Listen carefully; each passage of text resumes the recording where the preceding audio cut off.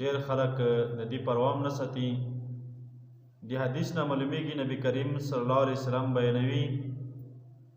وی کرم څه څوک نکاح کوي او د دې لپاره دا ولیمه تیاروي، یعنې واده والا خوراک ورکوي، نو ګوره صحیح طریقه او سنتو موافق طریقه دا دی چې اول نکاح وکړی شي او نکاح نه پس بیا چې دی نو خوراک ورکړی شي. او نکاح نه مخکې خوراک ورکول څه دي نو دغه د حدیث مطابق دا معلومیږي چې دغه صحیح نه دی. وګوره دغه حضرت ام المؤمنین زینب رضی الله تعالی عنها چې کله نبی کریم صلی الله علیه وسلم سره نکاح وشو نو انس رضی الله تعالی عنه فرمایي نبی کریم صلی الله علیه وسلم چې کله زینب رضی الله تعالی عنها سره نکاح وکړ نو په هغه نکاح په سبا ورځې باندې،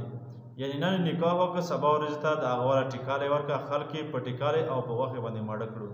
نو دې نه معلومیږي چې اول نکاح کول پکار دي، هغه نه پس بیا خوراک ورکول دا پکار دي. او ګوره بیا د ولیمې له کوم خوراک وي طعام وي په دې کې داسې کول نه وي پکار چې چا څومره وس وي نو هغه وس مطابق روټۍ تیرول پکار وي، او یو سړي وس نه وي نو هغه بیا خپل وس نه زیاته ځان باندې قرضې وغیره وړی او بیا چې دی خوراک ورکړي، ښه خوراک ورکړي چې یاره ما نه ما وشي او د ما نه ما خلکو کې اوچته شي. ګوره د بل حدیث دی نبی کریم صلی الله علیه وسلم فرمایي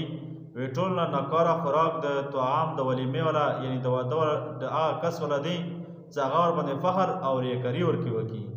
او بل دا چې کله هم د ولیمې والا کوم خوراک دی چې دا تیرول پکار وي نو ورونو دغه ساده وس مطابق